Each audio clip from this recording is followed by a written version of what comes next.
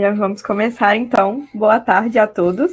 Eu e a Maria Luísa, a gente vai iniciar agora a apresentação do nosso trabalho de graduação, que a gente buscou entender a relação entre os programas de Venture Building e a promoção do empreendedorismo nos ambientes corporativos. Aqui a gente tem a nossa agenda da apresentação, em que a gente vai passar por 5 tópicos principais. Então, introdução, a revisão teórica, a metodologia que a gente utilizou, as análises e discussões e, por fim, as nossas considerações finais. E aí a gente vai começar contextualizando a escolha do nosso tema. Então, além de ter o nosso interesse pessoal, essa escolha ela foi norteada muito por 2 fatores principais. E aí o primeiro deles foi o ambiente de trabalho, já que nós duas trabalhamos em uma consultoria estratégica, então essa consultoria possui um grande portfólio de projetos de inovação e ofertas em Venture Building, e aí isso facilitou muito o nosso acesso aos materiais e aos consultores dos projetos, né? Então serviu muito de insumo para esse trabalho. E outro ponto bastante relevante também foi a lacuna que a gente encontrou na literatura. Então, pela proximidade que a gente tem com o tema, a gente percebeu que a literatura nessa temática ela é bastante escassa, principalmente por ser uma abordagem que ainda é muito recente. Então, quando se fala da relação de intraempreendedorismo e venture building, essa lacuna ela é ainda maior. E aí, a partir disso, a gente viu no tema escolhido como uma oportunidade muito grande de estudo para a gente. A nossa revisão teórica ela foi dividida em 2 principais tópicos, que são as abordagens de desenvolvimento de startup e o empreendedorismo. As abordagens, elas são maneiras de ajudar os empreendedores a desenvolver novos negócios. E elas possuem grandes semelhanças, só que elas diferem em alguns aspectos, como a duração, o formato, entre outros. E aí, durante o nosso estudo, a gente focou em 3, que foi incubação, aceleração e o venture building. A incubadora já é uma abordagem mais conhecida e ela é definida como um ambiente em que as empresas em estágios iniciais são cercadas de suporte até chegarem num certo nível de maturidade. A empresa incubada geralmente fica nesse ambiente de 1 a 5 anos. As aceleradoras também apoiam negócios em estágios iniciais, mas elas se diferem principalmente na duração, que geralmente é um pouco mais curta, de 3 a 6 meses.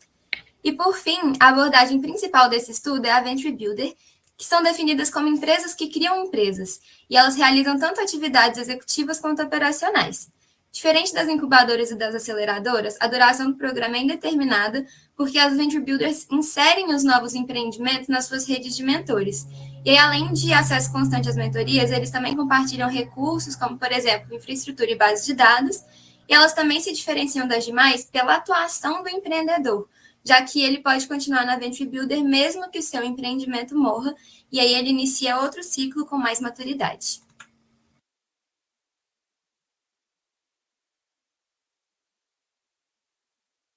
Voltei. Dei uma leve caída. Voltou? Voltou, tô te ouvindo. Beleza. Então, agora falando um pouco mais sobre essa última abordagem, que é o Venture Builder. Essas Venture Builders, elas vão ter como principal objetivo otimizar o processo de otimização dentro das empresas. Então, reduzindo os custos e, consequentemente, os riscos também. E aí ela traz grandes vantagens que as outras abordagens não trazem. Então, a primeira delas é o compartilhamento de recursos de infraestrutura, e aí tem recursos de marketing, recursos jurídicos, contabilidade, enfim, que vão possibilitar que os fundadores eles consigam concentrar a sua atuação na sua especialização principal. Então, por exemplo, relacionada à codificação, se a startup tiver isso envolvido. E aí, a partir disso, eles têm menos preocupações com os recursos de back-office. Então, além disso, por já estarem inseridos, né, em um ambiente que já tem essa maior disponibilidade de recurso, o novo negócio ele vai ter menos riscos e uma possibilidade de retorno muito maior. E aí, outro ponto bastante relevante aqui também é que o empreendedor ele não precisa necessariamente ir atrás de um co-founder. Então, já que o próprio programa ele vai possibilitar o acesso a isso. E aí também não precisa buscar um financiamento, já que esse negócio criado, ele está dentro da empresa mãe e ele vai utilizar dos próprios ativos da empresa mãe. Então, esse financiamento, mesmo sendo uma coisa muito importante nos estágios iniciais de um novo negócio, ele pode exigir um esforço muito grande e, consequentemente, o desvio de foco da operação principal do negócio. E aí, para consolidar a gente trouxe a visão da cadeia de valor das Venture Builders, e aí essa figura, ela traz a divisão do modelo em 3 fases temporais. Então, a primeira fase ali é de design e inovação, e ela vai desde a parte de descoberta da oportunidade até uma primeira validação do modelo de negócio. Na segunda fase, a gente já tem a parte de aceleração e incubação, que o objetivo é basicamente testar a estratégia de mercado definida e validar o produto que a gente tem através dos MVPs. Então, para ganhar eficiência e conseguir escalar aquele negócio. E, por fim, a comercialização e ampliação, que são as últimas fases focadas em um negócio poder maximizar os lucros, expandir o negócio e ampliar muito o escopo de atuação através de novas oportunidades que vão surgindo. Outro conceito importante no nosso trabalho é o de empreendedorismo, que geralmente é relacionado com a criação de novas empresas. Ele também pode ser definido como um processo de criação de valor que busca explorar uma oportunidade. E ele pode ser classificado como empreendedorismo independente, no qual o indivíduo atua por conta própria, ou empreendedorismo corporativo, que ocorre em conjunto com a organização. Dentro desse último, tem o conceito de intraempreendedorismo, que se refere ao processo de criar uma organização ou de instigar a inovação dentro da organização existente. O que difere o intraempreendedor do empreendedor é literalmente o escopo de atuação, já que ele atua dentro de grandes organizações ao invés de fora. Isso traz vantagem tanto para a empresa quanto para o colaborador. Para a empresa, a gente pode pensar que o indivíduo está introduzindo e produzindo novos produtos, processos e serviços e ajuda a empresa a crescer e gerar resultado. Já no ponto de vista do colaborador, ele tem acesso aos recursos da companhia, como marketing, a base tecnológica, estrutura de pessoas, entre outros, e que ele não teria acesso facilmente se empreendesse sozinho. Agora, entrando na nossa metodologia, que é o estudo de 2 casos, trazemos inicialmente uma visão de como foi feito e depois a gente vai entrar na descrição de cada caso e a contextualização. Então, começando pela visão geral, a gente iniciou pela pesquisa bibliográfica. Para o Venture Building, tinham poucos artigos disponíveis. Só que para o intraempreendedorismo, a gente encontrou mais de 1.000 artigos. Então, precisamos fazer um filtro para que a gente conseguisse uma quantidade palpável. A pesquisa documental veio logo em seguida e ela foi a análise de todos os documentos e materiais dos projetos da consultoria para complementar a pesquisa bibliográfica e fornecer um contexto maior antes das entrevistas. Por fim, a parte principal da nossa metodologia é o estudo de caso. E ele teve uma perspectiva interpretativa, uma vez que ele foi baseado no ponto de vista dos consultores que participaram dos projetos. Isso se deu a partir de entrevistas semi-estruturadas. Para as entrevistas, a gente elaborou um roteiro de pergunta para 2 perfis diferentes. O primeiro são os consultores dos projetos e o segundo é o explorador, que também é da consultoria, só que ele desempenhou um papel diferente, mapeando oportunidades para o cliente dentro da empresa. E aí a gente guiou a definição das nossas perguntas pelo nosso mapa conceitual, que é esse pequenininho que está aqui de baixo, mas a gente vai entrar mais para frente em detalhe. E o objetivo principal era entender as possíveis relações existentes entre Venture Building e intraempreendedorismo, para depois linkar os nossos resultados com a literatura existente. E aí agora, entrando nos estudos de caso em si, a gente tem a primeira empresa, que foi chamada aqui de EML, e é uma empresa no segmento que atua no segmento ali de logística, conectando portos, ferrovias e terminais. E aí o projeto que foi realizado dessa empresa junto com a consultoria, ele tinha como principal objetivo colocar em prática um modelo desenhado para a empresa para poder criar oportunidades de negócio para a própria organização. E aí, por essa empresa, ela está em um mercado que é muito competitivo, ela passou por um movimento de aceleração e transformação antes da consultoria para poder se tornar uma empresa um pouco mais dinâmica. E aí, entre as diversas ações que foram realizadas nesse movimento, uma delas foi a criação de um programa de empreendedores para poder engajar os colaboradores a proporem e estruturarem oportunidades para implementar na própria empresa. E aí, esse programa ele foi feito nos primeiros meses de 2020, e aí tiveram 20 projetos inscritos e 3 iniciativas que foram selecionadas para serem trabalhadas juntamente com a consultoria ao longo do projeto. E aí, esse projeto com a consultoria, ele começou no primeiro semestre de 2021, e o cronograma desenhado foi feito para realizar 3 workshops, mentorias e o Demo Day. Então, esses workshops, eles foram ministrados muito para os times entenderem qual que era a abordagem conceitual do frame e trazer exemplos reais de aplicação desse frame. E aí, para complementar esses workshops, a gente teve as mentorias, e aí essas mentorias elas eram utilizadas para ver como que estava o andamento dessas atividades, então, dar apoio ali na aplicação das ferramentas que eles estavam utilizando, e a consultoria conseguir realizar juntamente com os times as atividades em cada fase do frame. E aí, por fim, a gente teve também alguns ciclos de pitches para poder treinar os times. Então, esses times, eles apresentavam os projetos para um público interno, muito para poder coletar os feedbacks e aí poder melhorar para o Demo Day em si. E o Demo Day, ele foi uma apresentação final de pitch para a alta liderança que cada time executou.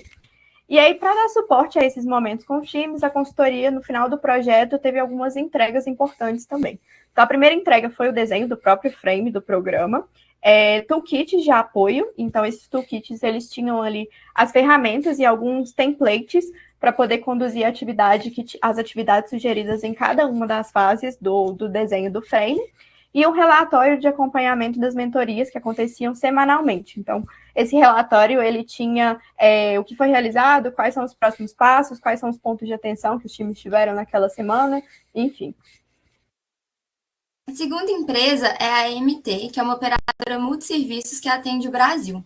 A atuação da consultoria começou depois do mapeamento anual de riscos da AMT, em que eles identificaram o risco de não inovar em 2018. O Hub de Inovação, chamado RIB, foi então desenhado no mesmo ano com o objetivo da empresa de inovar de forma estruturada, e aí ele foi implementado em 2019. Desde então, o RIB se tornou um grande projeto aqui da consultoria e tem várias frentes de atuação, que variam com base na necessidade e nos objetivos anuais da empresa. E aí, em 2020, teve o primeiro ciclo de evolução, que foi focado em utilizar as alavancas da AMT para apoiar o desenvolvimento de novos produtos ou serviços que tivessem alinhados com o core business. Em 2021, começaram a falar sobre Venture Building, e que é o foco desse estudo, com o objetivo de liderar projetos de novos negócios que não tinham sinergia com o core. No final de 2021, foi desenhada a frente de Venture Building do RIB, e ela foi implementada agora no ano de 2022.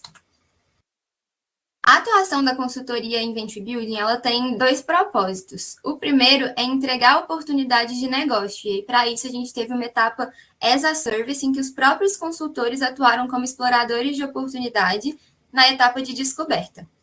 O segundo é habilitar o RIB para encontrar novas oportunidades por conta própria. Nesse sentido, a principal entrega foi o Framework de Venture Building, que teve como objetivo indicar o nível de incerteza e investimento necessário para cada etapa da cadeia de valor. Além disso, para possibilitar a utilização do Frame, tiveram 3 outras frentes que aconteceram em paralelo ao longo do ciclo da oportunidade, que é a revisão dos papéis e estrutura organizacional, a revisão da governança de portfólio e, por fim, a criação de um programa de aculturamento e inovação para garantir que o time iria utilizar as ferramentas certas ao longo do ciclo de vida da oportunidade. Até então, considerando que a implementação do Frame é recente, a etapa inicial de descoberta foram mapeadas 30 oportunidades, das quais 5 foram aprofundadas, 2 se tornaram modelos de negócio, que consiste na última entrega da primeira fase, que é a descoberta, e uma delas, no último mês, passou do primeiro gate e foi aprovada para a segunda etapa, que é a incubação. E aí, entrando então no nosso penúltimo tópico, ele vai se referir às análises e discussões que a gente teve a partir dos estudos de caso. Então, começando pelas dimensões de análise, a gente elaborou um mapa conceitual com as principais dimensões de cada um deles. Então, para o intraempreendedorismo, a gente identificou 2 dimensões, que vão ter os fatores ali que podem alavancar o Venture Building, que é a parte do ambiente e do indivíduo. E aí, para a parte do Venture Building, a gente identificou 3: estratégia, pessoas e cultura, ferramentas, método e conhecimento, que vão poder, de certa forma, tangibilizar a forma que o Venture Building consegue promover o intraempreendedorismo. E aí, começando pelo intraempreendedorismo, na primeira dimensão, a gente analisou as motivações, as atribuições e as habilidades que vão ser fundamentais para aquele indivíduo intraempreendedor.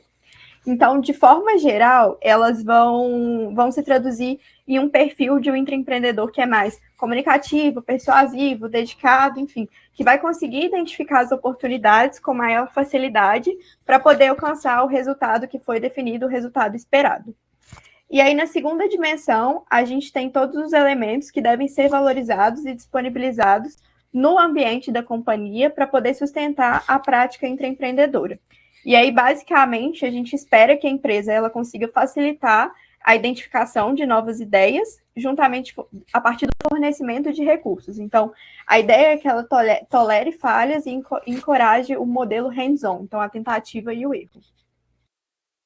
E aí, já para o Venture Building, a primeira dimensão que a gente tem é de estratégia, e ela vai ser fundamentada principalmente no compartilhamento dos recursos estratégicos para a gente poder otimizar os processos e, consequentemente, o crescimento da empresa-mãe, a Venture Builder. E aí, em seguida, a gente tem a dimensão de métodos e ferramenta, que é muito pautada em uma atuação a 4 mãos, voltada para o desenvolvimento e crescimento do negócio. E, por fim, a última dimensão, que é de pessoas e cultura, a ideia é que ela abranja tanto a necessidade da empresa ter perfis que são multidisciplinares para atender a cada uma das fases e das etapas daquela cadeia de valor que a gente mostrou no início, quanto também a questão da carreira do empreendedor, né? Então, que desde o início ele já tem uma definição muito clara de qual vai ser a sua trajetória, mesmo que seu empreendimento inicial fracasse. E aí a nossa análise foi guiada por essas 5 dimensões que a Camila explicou, e aí com isso a gente conseguiu identificar algumas relações nos 2 sentidos da seta. O primeiro sentido da seta consiste nos aspectos que o intraempreendedorismo precisa ter para alavancar o Venture Building. Com as entrevistas, a gente identificou que é necessária a união de 2 aspectos: o indivíduo engajado e motivado com um ambiente que proporcione test and learn e forneça recursos necessários para dar certo. Nos 2 projetos, a gente viu que os colaboradores engajados e com sangue no olho tinham mais vontade e facilidade em fazer o negócio acontecer. Isso é uma via de mão dupla, porque vendo o negócio ir para frente, motiva o colaborador a procurar ainda mais oportunidade para colocar de pé. No caso da EMT, chegou em um momento em que foi fácil visualizar que a motivação do funcionário e a vontade de continuar na empresa impactou diretamente no sucesso do programa de Venture Building. Além do indivíduo, o ambiente ele também impacta diretamente no sucesso do programa. E em ambas as empresas estudadas, o principal fator que interferiu nisso foi a forte presença de uma cultura tradicional voltada para eficiência operacional e redução de custos, que dificultam o cenário de tentativa e erro e a tomada de decisões de risco. Por outro lado, a acessibilidade aos recursos estratégicos e de infraestrutura da empresa-mãe, como as alavancas, o branding, eles foram cruciais para a prosperidade do programa de Venture Building. Já no segundo sentido da seta, que consiste em identificar quais ações do Venture Building que promovem o intraempreendedorismo, a gente conseguiu identificar que tem aspectos favoráveis dentro das 3 dimensões, que é a estratégia, pessoas e cultura, e ferramentas, métodos e conhecimento. Na parte da estratégia, o fornecimento dos recursos é a principal vantagem para o colaborador escolher empreender internamente, porque facilita todo o percurso com a rede de networking, marketing, alavancas da empresa-mãe, estruturas como jurídico, RH, entre outros. Em pessoas e cultura, o principal incentivo do intraempreendedorismo foi ver o Venture Building como uma possibilidade de alavancar a carreira, já que ele proporciona o ganho de novas competências, fortalece redes de contatos e etc. E aí, com isso, o funcionário que está motivado em subir na carreira, ele se esforça ainda mais para entregar resultado. Nosso maior exemplo é que o negócio que mais prosperou da AML foi uma ideia de um funcionário que trabalhava lá na base, na operação da empresa, e hoje ele está atuando na área de transformação digital. Por fim, todo o método, o conhecimento fornecido e as ferramentas disponibilizadas trazem mais segurança para os colaboradores daquilo que eles estão fazendo. Então, a gente percebeu que a existência de um programa de Venture Building nas 2 empresas, ele trouxe mais credibilidade e mais contato com as lideranças. Isso impactou diretamente também na motivação dos funcionários, incentivando uma maior dedicação para mostrar resultado ali para a liderança no final do ciclo. E aí, para fechar a nossa apresentação, como considerações finais, a gente trouxe alguns resultados que esses projetos tiveram.